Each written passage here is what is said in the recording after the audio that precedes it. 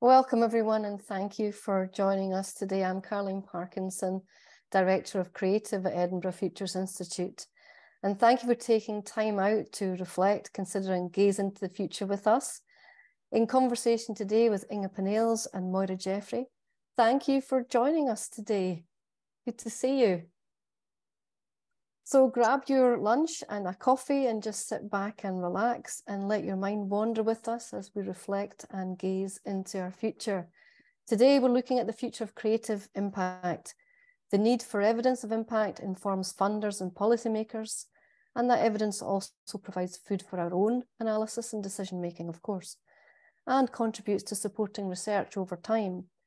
But are we making a difference with our evidence? Do these impact measurements translate to an effective message about the difference our creative and cultural sector makes? Are we conveying not just the economic value, but the whole picture and the impact of creative companies and culture provision on other sectors of the economy? Are the measures we currently use diluting or just showing one part of the picture? Are we doing more that's not captured? And do we need new measures to be put in place and accepted by decision makers? So today, to discuss all of this, is Dr. Inga Pinells and Moira Jeffrey. So Inga, hi, is an artist and research fellow at Edinburgh Napier University and is a partner in the Creative Informatics programme.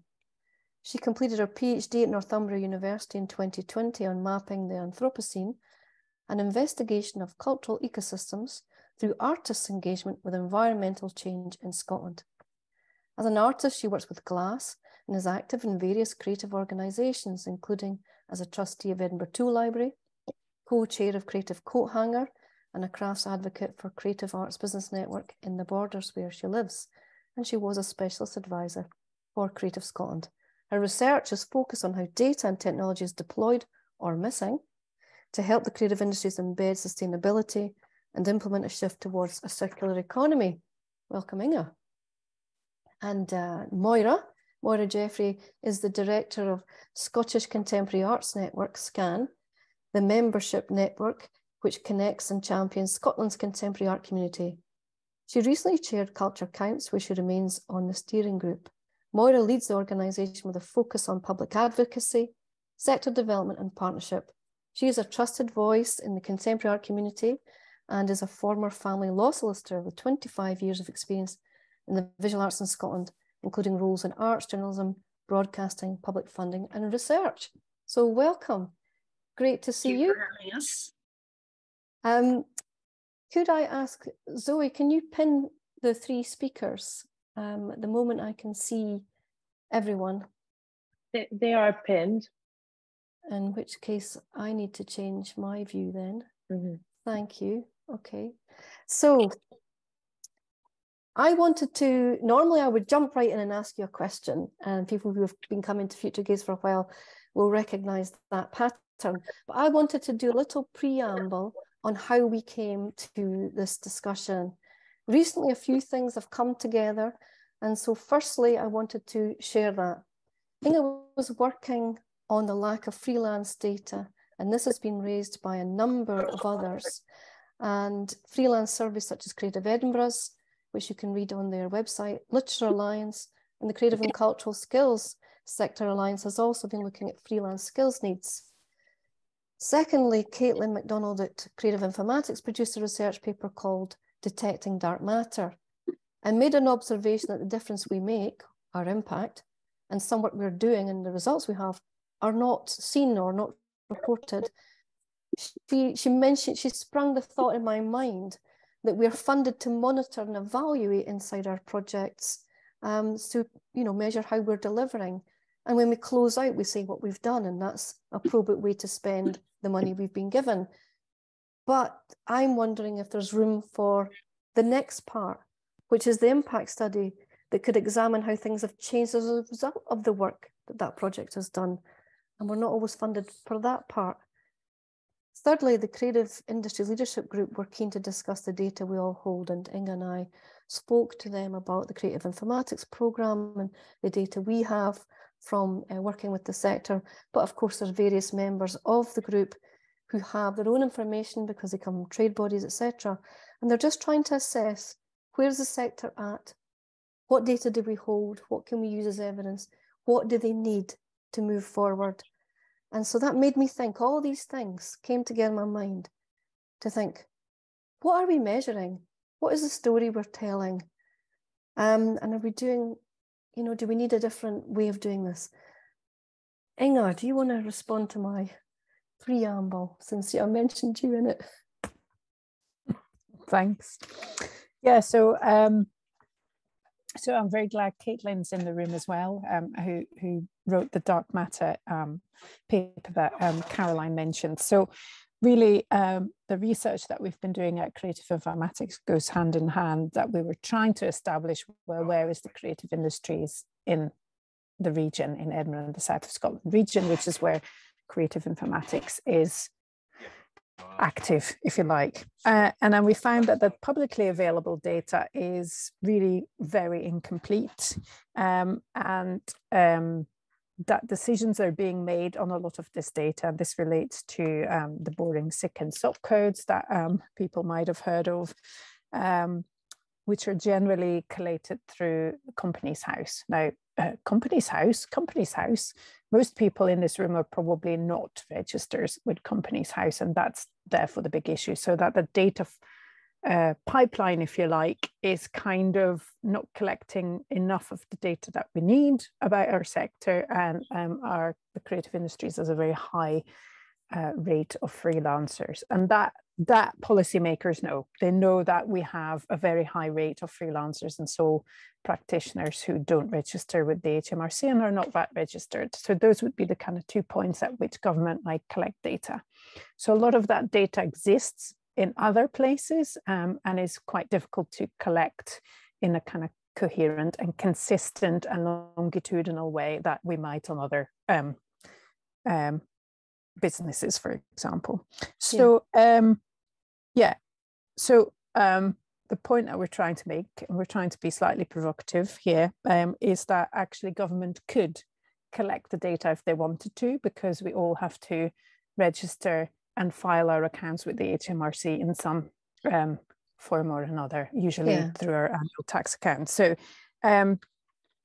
but there is resistance to do that, and one of the big issues is around data protection. It's about GDPR, etc., and all these things. Because if you're a sole practitioner, it's you are the person, are the business. So there are problems that need to be unpicked, but we think they're solvable. Yes. So and Caitlin's paper also points to the impact of the creative economy that is, as we discussed, it's about more than just economic output. It's about life satisfaction. It's about health benefits, community cohesion, mental health, social inclusion, sense of belonging, all those things that we know are important and that our creative sector does really well, which then begs the question, who's the economy for? Or what's the economy for? Yes.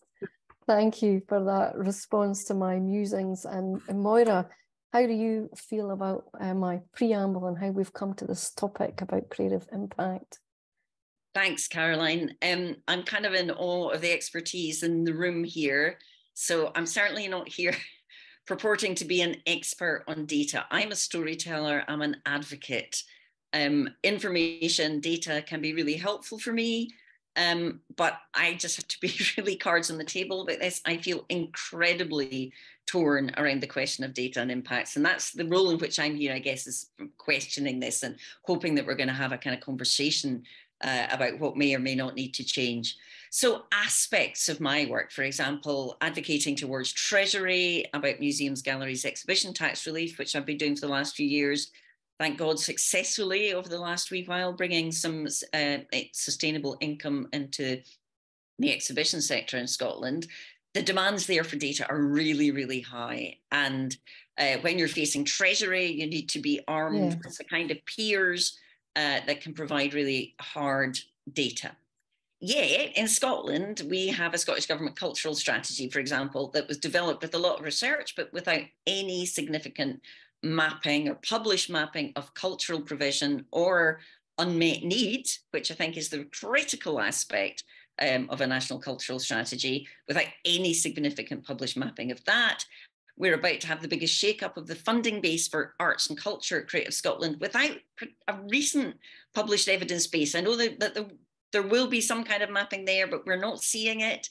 It's not part of a strategic report that we're looking at where we can understand a holistic picture of both what is happening and what is possible in Scotland. But the same sets of funders, for example, government, may demand high levels of data and compliance from the people it funds. So that might be the way it addresses Creative Scotland, for example, a non-departmental public body. So what it's asking from them, or what bodies are asking from us. And I suppose one of the things I want to be really alert to in this conversation right from the beginning is what is the power dynamic around data and compliance? Is this data that we're pushing up, or is this data that's being extracted in some way? And who needs to perform being transformed by these kind of methods of kind of data storytelling, whether we're using things like theory of change, for example.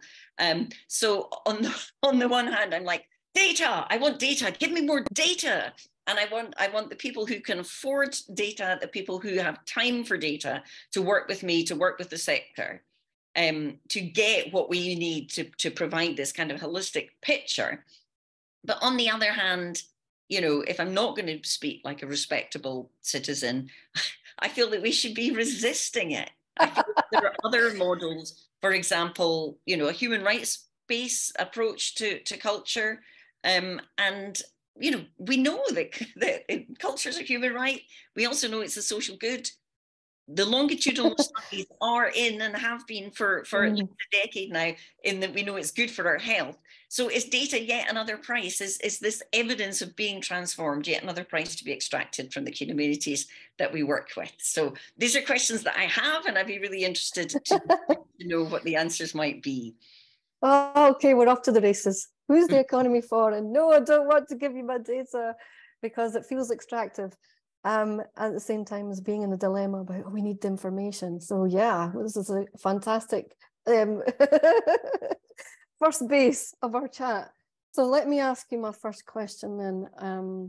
Are the current measures or the data we're asked to provide, or the information we're asked to give, actually telling the story we want to tell our funders, our policymakers, our agency support initiatives? Surely we're doing more than is being told, or maybe we're not capturing it, but we could capture it if we wanted to, or funded to, or had time to. But in any case, there's things that we're doing surely that are not being reported. So I'm wondering, is the current dialogue diluting the picture? Inga, do you want to kick us off? Yeah, I do.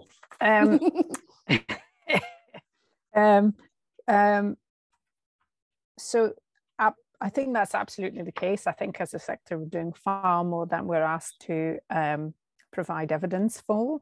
But I think and that it was flagged up earlier, I think part of the issue is that to evidence the other things we're doing is actually quite hard. So hence the number game is easier. You know, you can quantify how many people came to your audience, but how can you evidence the impact? How did that make people feel?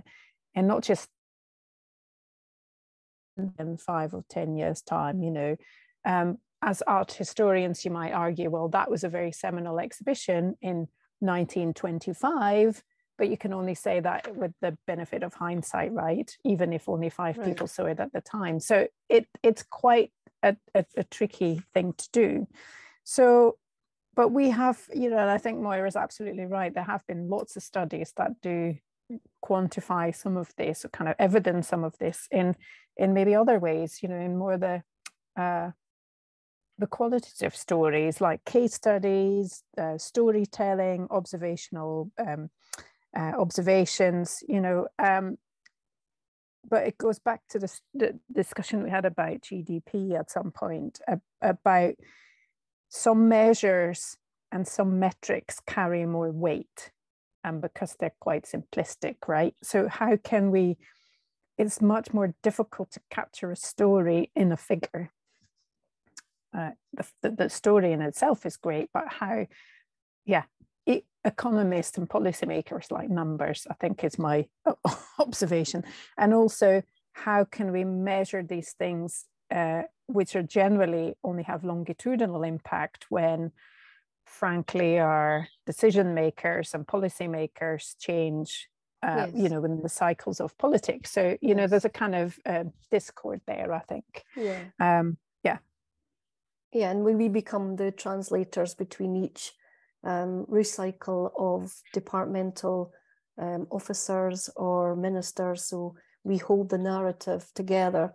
And you're right, it's difficult to keep the chain moving along.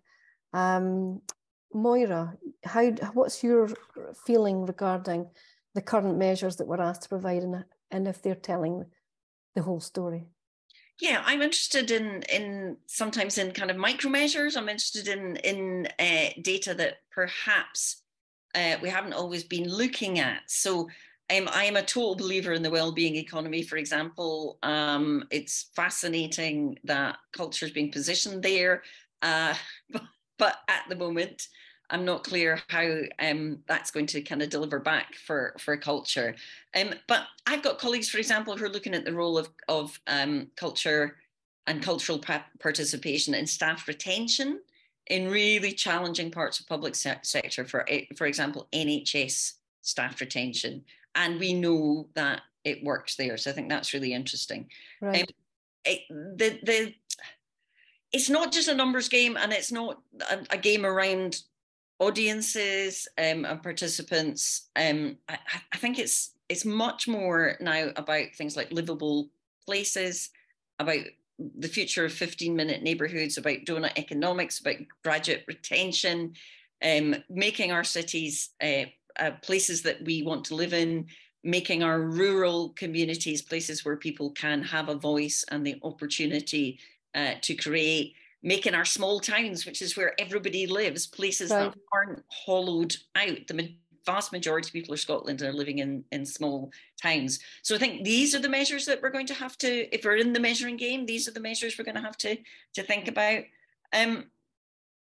You know, so that's where culture's happening, and culture should also be about ensuring that the most excluded people get a space and chance to develop skills and confidence. And those things are not around kind of becoming part of the cultural creative economy, but they're about, for example, the work that, say, somebody like Edinburgh Sculpture Workshop is doing with people at risk of homelessness, or Impact Arts, which is working on tenancy retention. So that's a measure I'm really, really interested in. Yeah. How can our most vulnerable people, when you're trying to get them into social housing and keep them in social housing, how does that work? So what would that measure look like? I'm thrilled, really, when I see how good these results are, but I'm also fascinated about how we have to keep kind of proving this. So the kind of example that I always use is when people use the word sport, they just assume, when a politician hears the word sport, they just assume it's a good thing. A good thing, yeah. And I think it's like they must have won their debate at some point, and we feel like we're continually having to try to win our debate. I don't see councillors down at the local food club demanding that the young kids prove soccer is improving their life chances, because it's just assumed to be a good thing. So you know, I think it's very complicated around the kind of values and impacts and the impulse to demonstrate those. So back to your extractive point about us having to continually make the argument. Inga, you wanted to come in on that. Yeah, I just wanted to pick up something Moira said. I absolutely agree with that, Moira, in terms of well-being economy. And you mentioned donut economics. So the argument about donut economics is that we should live within the ecological ceiling of what our ecosystems can provide and not overshoot them, but also on a social foundation where we're not extractive in terms of our social responsibilities, right? So in that kind of happy space. And I think, having spoken or kind of working with a lot with scientists, environmental scientists, etc., I think that could be a really nice space, or is a really nice space for cultural practitioners to move in. What does that mean, working within your ecosystems, and how can we be working in a regenerative way? and how can we design and produce and make stuff that works within that happy space of a donor economics. That's not going to be an easy answer, and that does rely on a whole heap of data that we need to know, like what is the baseline of what is a happy ecosystem, you know, and how can we leave it in a better place. But going back to the story about data and how the creative economy can fit in that, I think that's a really rich vein, and I see a lot of possibilities for the creative sector there. Yeah. So I know that we are starting to frame what we think the measure and the story should be and what we should be predicating it upon. Before I move forward with that, which we will in a moment, I want to visit where we've been, and I'm wanting to ask you, as people who are engaged in these debates in a wider field, are we still, though, hearing in this dialogue that the status quo at the moment is still myopic in terms of economic value of the sector, growth of the sector, their GVA contribution, and also capturing cultural tourism spend and festivals and cultural events spend, and how that impacts local economies, and that all being captured? If you're still hearing that that is the leading debate, even if so, that record is phenomenal. The sector's been growing despite setbacks in the wider economy for decades. But of course, COVID was a big shock to our system, and supporters need to continue to provide a healthy cultural life for us all in creating it and receiving it. So I just wondered, what are you hearing your social, environmental, cultural, as well as economic discussion in your fora that you're in, with ministers, policymakers, funding, design of initiatives? Moira, do you want to jump in? Yeah, so I think I hear a lot of words and I don't see a lot of mechanisms and processes. So I think okay, lots of nods all around. Plenty of people in the room who will experience that. So can go and meet a culture minister. I haven't quite met the new one, Christina McKelvey. I'm hoping to meet very soon, but you can meet a culture minister, you can meet the cabinet secretary, and they will speak to you in language that you understand, and they understand where you're at. These old measures, ROI, GVA, that was the era, I think, of big buildings. It's also perhaps the measure of festivals, which is things around festival, hotel nights, tourism spend, new investment in cities undergoing culture-led regen. It feels to me that much of that is the era of the past. And Caroline's going to really struggle with this. We're talking about where we should be going, and I guess the reality is, and you know, the planet is burning. We're on fire. Our house is on fire. And we're living through an era of profound inequality. So those measures of growth are happening in, it's a kind of twin track experience, isn't it? Those measures of growth are happening in one kind of planet, and there is another kind of reality for so many people. Yeah, I think I just want to flag, you know, that you had mentioned earlier the UK government's creative industries vision statement, and I've read it this morning as a result of you mentioning it. Obviously, one of our recent winning funds was inside it last week when it was announced, so I wanted to read the document. But it leads in bold again with economic growth and GVA contribution of the sector and jobs, and that's valid. We want an income, and we want to create wealth from our creativity. But I just wondered, you know, how you feel about that, seeing this on the one hand, money coming out from the UK government, and at the same time is leading with a statement that is old think. Well, I guess this is sort of where I'm heading, is that these measures of growth, if you look at things like the UN Sustainable Development Goals, if you truly believed in the well-being economy, then these measures of growth would be entirely inappropriate. Right. So I think what you're seeing is, and this is the problem with data and vision, the creative industry's vision statement, which is, it's entirely retrospective. It's beaming in from us from dead planets across light years of what's happened in the past. And the crisis is upon us. We've committed to net zero.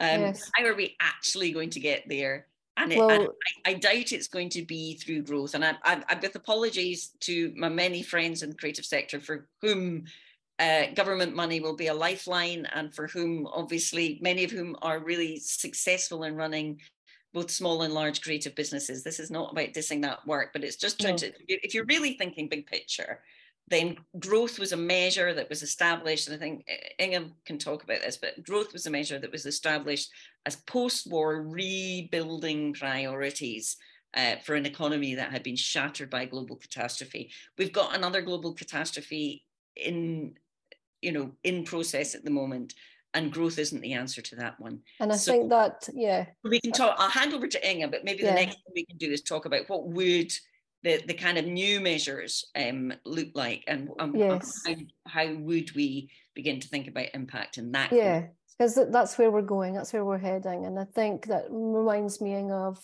we talked about the triple bottom line over a decade ago, and then it became the quadruple.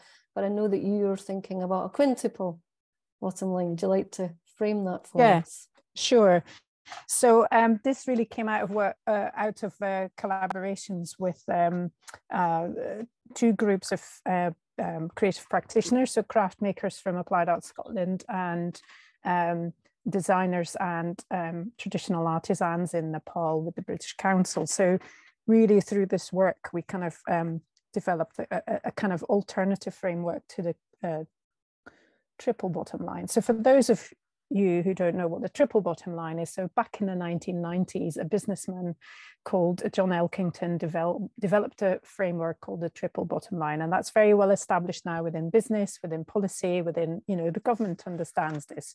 Whether or not they align their policies to that is a different matter, but at least, it's gained traction as a concept, the triple bottom line. So that means people, planet, and profit. We all need to have profitable businesses, because if you're not profitable, well, you're not a business, and even cultural organizations who are not for profit still have to keep their balance sheets in above the red, right? Secondly, you need to do that within the limits of the planetary boundaries, which is what also the donut economics talks about. And thirdly, you need to do that by being treating and paying people fairly, which is your people, so your 3 Ps. So over the time, people have expanded that to maybe include a 4th P, which might be about purpose. What's the purpose of your business? And then the argument we put forward in the quintuple bottom line is how can you actually think about your local place? Right. What are the kind of ecosystems and the kind of nature's abundance, or the kind of existing ecosystems, and they could be social, they could be cultural, they could be as well as environmental, natural. What are they, and how can you work within those? Because it's much easier to start from what you know and what you can see and taste and experience than kind of dealing with something that's at the other side of the world to some extent. So that kind of thinking about what's the economy for, what should be measured, what other kind of important things, they're kind of embodied in this concept of triple or quintuple bottom line, is that the bottom line is not just about profit, you also have to account for all the others.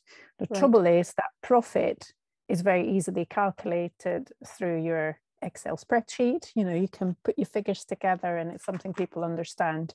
How do you account for your bottom line when it comes to social and environmental impact? And that's where the data story comes back. How can we tell the stories, and how can you evidence that back to your funders, or whoever else, your customers, whoever needs to know? Yeah. So yeah. Oh, and I wanted to mention one other thing when it comes back to kind of thinking about your local. What can you do locally, and what does this mean? And I totally take Moira's point on board, the world is on fire, so what can we do? But for most people, climate change remains relatively abstract. And so you have to think, well, what does this mean for me in my locality, and what can I do about it? But one other model I wanted to mention was the Preston model.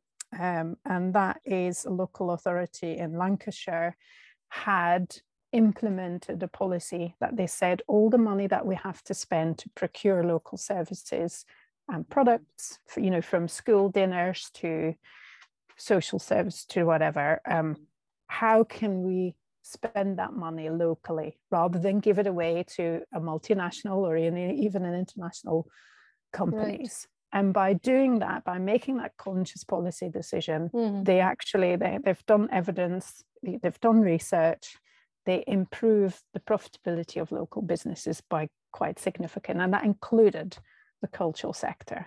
Yes.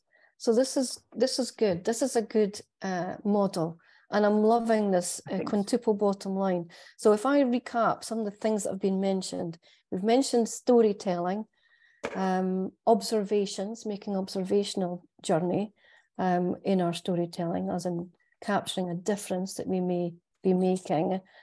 Qualitative, of course, with case studies. The creative sector vision is investing in research and development and innovation in the sector, and obviously the sector innovates. Are we capturing that? The local aspect, and you'd mentioned, Moira, our neighbourhoods and staff retention, graduate retention. And so we're starting to see a set of measures, as well as carbon, climate, environmental measures. So we're starting to see a clutch that we could maybe look at as a new way to express what we're all doing in the creative and cultural sector and the impact we're having. I'm wondering, against a backdrop right now of uncertain public funding that you mentioned, Moira, and we are only just starting to discuss a post-COVID recovery plan. I heard about a meeting on Monday where that was raised by the Scottish Cultural Policy Research Network. I'm wondering if the message about the impact of the sector is getting through in that funding debate. So what I see is that I can go to committees, so I can go to the Culture Committee of the Scottish Parliament, and everybody nods their head. Cross-party people will nod their head. I know that there are other people in the room who've recently given evidence there as well. They'll find it lovely and warm, and possibly warm. But I think there is an understanding there, and I meet people of all parties who get it. I also meet people of all parties who don't get it. And in particular, what I see is that the cultural strategy in Scotland assumes something that is not being engineered. So it assumes or recognises the benefits that culture and creativity bring across portfolio, but it does nothing about unlocking the pipelines, the streams, and the necessary commissioning mechanisms to make it work. So the work that needs to be done, for example, with health and social care partnerships, who I think are really open to this work, or the work that needs to be done through mechanisms like third centre interfaces, because what happens is that it's not unlocking at cabinet level. And nobody wants to let go of the small amount of resource that they have. So the health minister doesn't want to let go any health money. Environment doesn't want to let go any of their money. So you're seeing it's the processes and mechanisms that the issue. But if we're talking about measures, some of the measures that I'm really interested in to measure the cultural health of a nation would be the measuring what they're doing. How many local authorities actually have a cultural convener? How many local authorities have a cultural strategy? Is there even a creative industry strategy for the whole of Scotland? Are we what is government spending across portfolios? So in 2019, the then Culture Committee called for a 1% spend across the whole sector. So rather than us constantly proving impact, we know what we deliver. We know what the international benchmarks are. There's loads of really, really detailed information produced in Parliament about international comparators. So maybe the measures should be directed up the way. How were they performed? But then, of course, there's lots of other measures, and those measures might be is culture and creativity available in your neighborhood within sort of walking distance? Do you have access to decent broadband in your neighborhood or in your home? That was the story of the pandemic, was the digital inequality, households who couldn't access, and some of the most successful programs in the pandemic were those programs that began to open up digital. We know that people are literally hungry. We know that kids are coming to school without eating, and that if you're going to be producing, for example, really good creative programs, then part of that might be providing food and transport for people. So I'm really interested in trying to avoid, while I endlessly want to tell our story, I'm interested in trying to avoid this endless pressure down on us to tell the story and start pushing that pressure back up again to deliver, not for me, not for my colleagues, but for citizens in terms of cultural democracy and rights. I think I better stop there. I think there's a couple of things I do that we might go on to just for the kind of final bit. Where I can see some of this kind of measurement and value conversation being headed at, for example, the research agenda. But I'm going to hand over to Inge. Yeah. What's your reflection, Inge, on whether you think the message of the impact of the sector is getting through? I mean, I know that you're on a couple of networks in the borders, and you obviously must be having dialogue with your local economic and partner. I just wondered how you're feeling about the dialogue you're having. Well, I'm a little bit like Moira. I think, quite often they speak a good game, but don't necessarily follow that through with, as it was either Tom Cruise or Carato, the other one, that said, "Show me the money." Where's the money?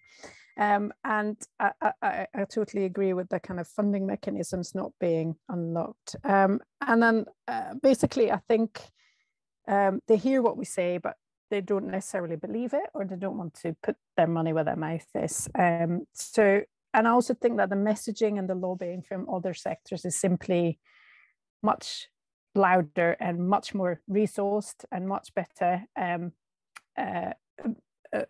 funded, really, and therefore we have less of a voice. I mean, we have things like the Creative Industries Federation now, which at least kind of has a sort of seat at the lobbying table, if you like, and starting to really influence government policy and kind of making that case on behalf of the sector. But it's a very particular, I would say, a very particular vision of what the creative industries are.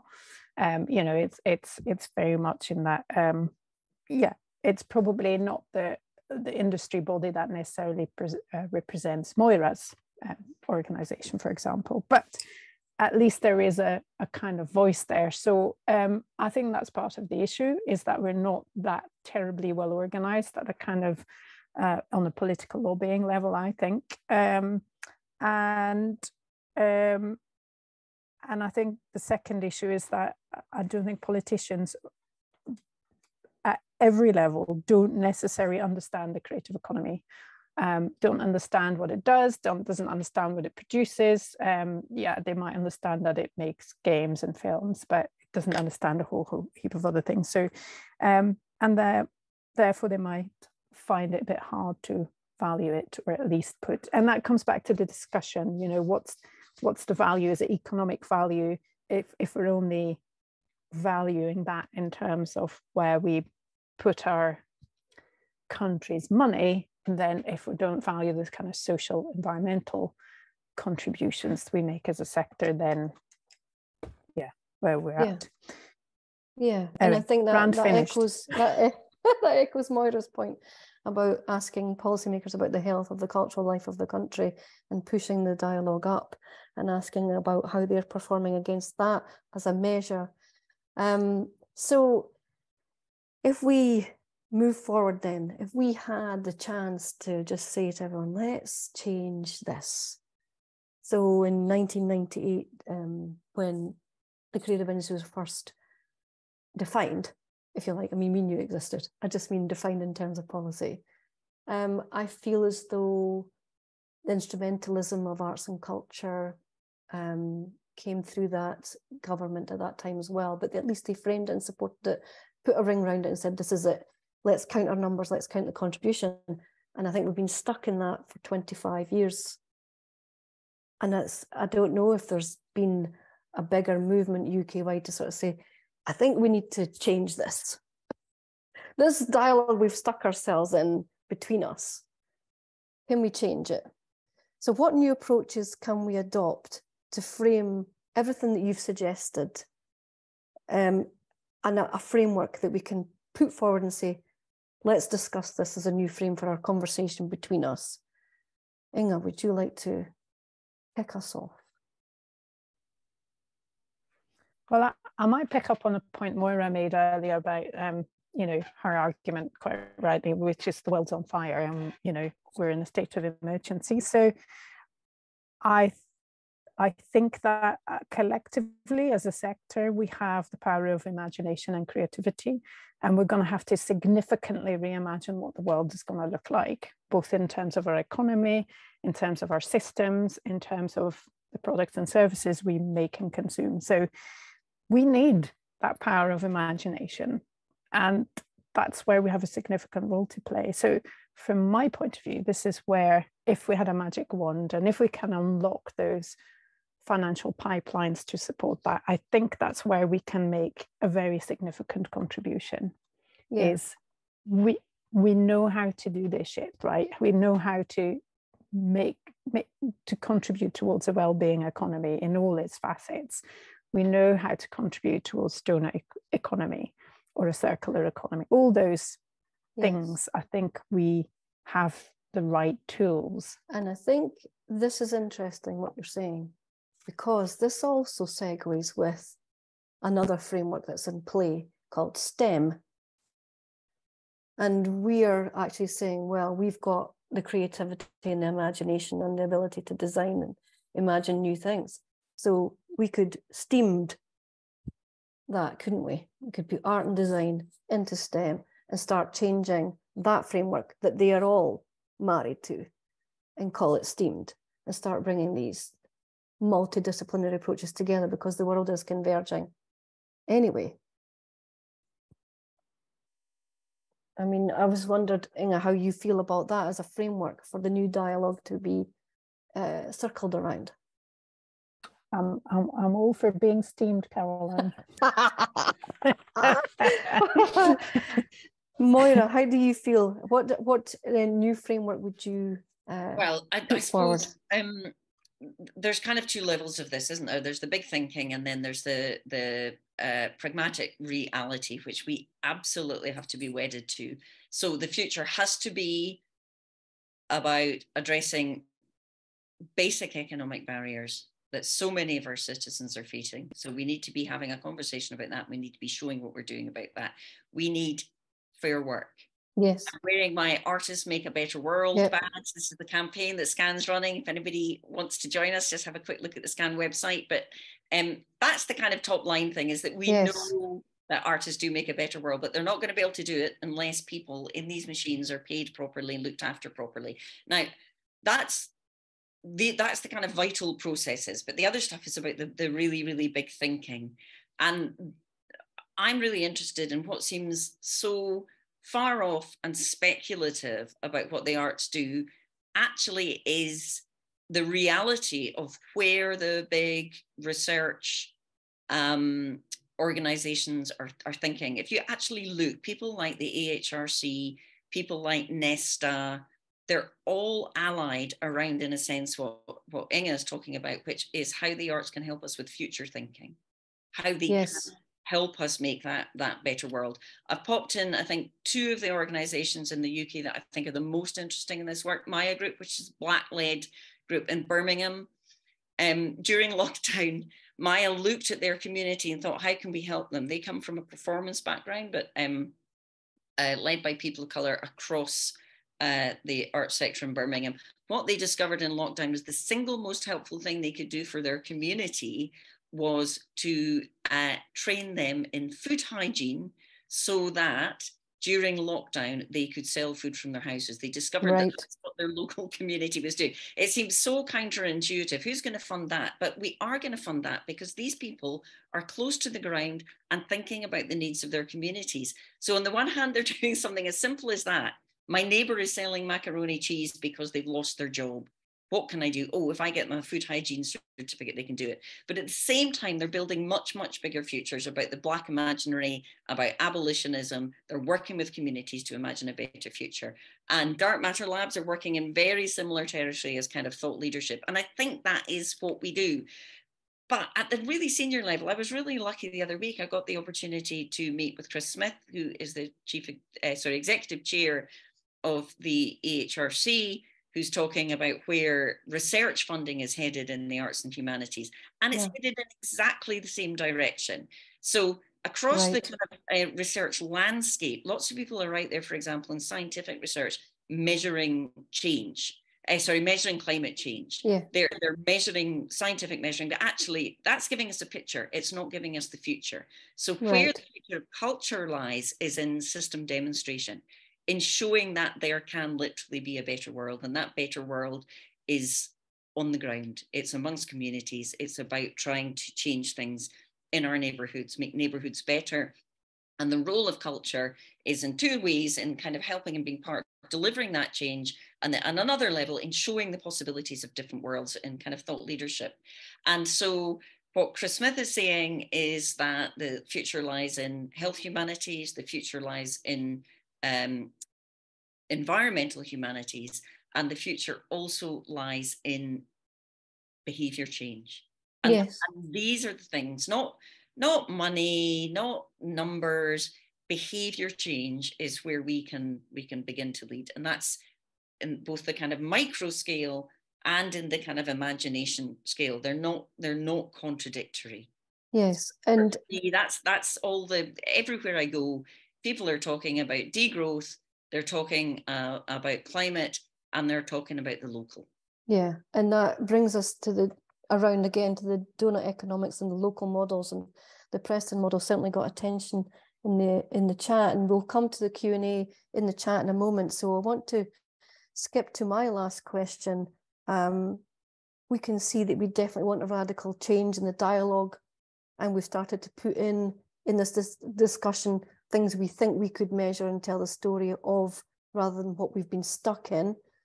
And there's also that look at new models that are coming out of, such as Preston, but there's also new models locally. Inga, you were mentioning a new approach with EVOC, and I wondered if you could, and Whale, you might want to talk a little bit about these new models locally that are changing things.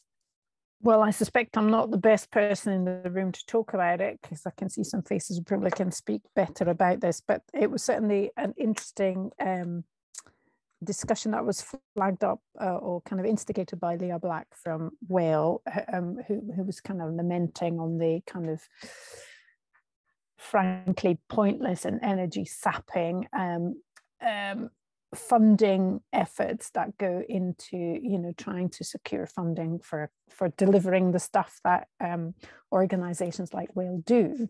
And wouldn't it be great if, instead of spending all that energy and time on doing that, we could actually spend more time on doing the things that, or organizations such as that exist, right? So that got picked up by Bridie Ashrawan, who's the CEO of EVOC, to kind of think, well, how can we implement or kind of devise a plan that may actually start to help deliver on that? So I think, if I'm right, they were talking about, and I don't know where they are with their plans, is to kind of come up with a 10-year strategy and a 10-year funding pot that would allow a stable of organizations to access to said fund, and then be able to deliver a longer term program of events through that funding mechanism. So taking away that short-termism and that kind of which everyone knows, a kind of disproportionate amount of energy and time that goes into that kind of feeding that short-term engine, and instead switch to more longer-term thinking. And Moira, what's your reflection on these new models that you're seeing and that you would like to see? So I suppose maybe I'm going to just change tack here for the last couple of minutes, which is that whilst I'm calling for really big systems change, I'm also here in a position of massive privilege. I run a sector support organisation. I'm lucky enough to have an element of a public voice, and I'm in a room full of practitioners. So I suppose what I'm saying is that I see all around me people bending and flexing and trying to navigate. And perhaps if there's anything that I can do, tell me.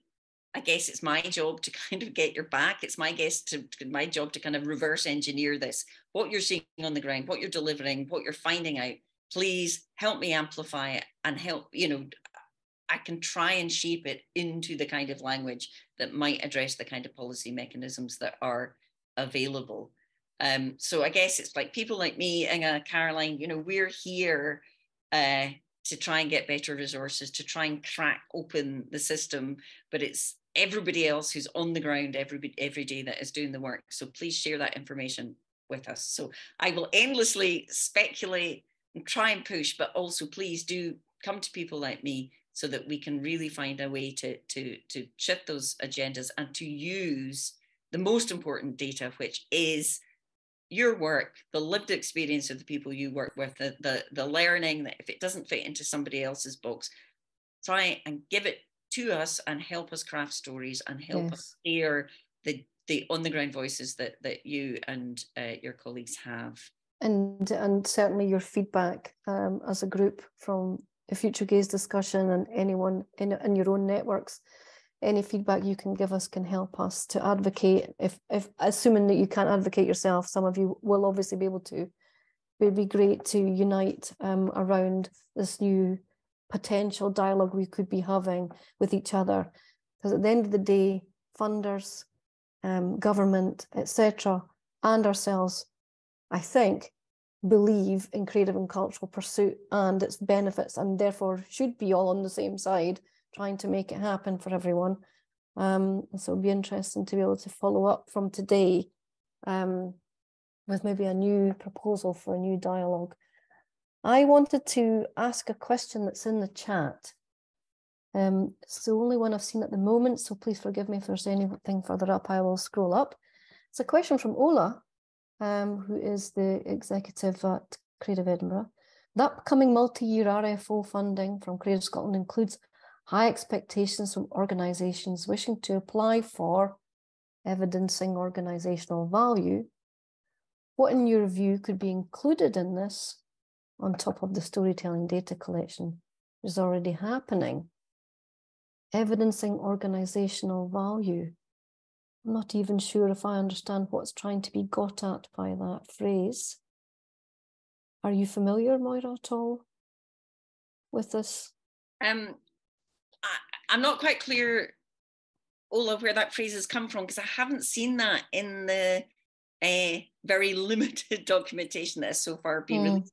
I don't want to get too bogged down in kind of funding questions. I think it's clear that the new funding system is suggesting the criteria are around things like fair work, sustainability, etc. How they're going to actually play out in what looks a bit like a Darwinian bloodbath of big organisations against small organisations and capacity seems to me to be really in question at the moment. So I'm really concerned about how that would play.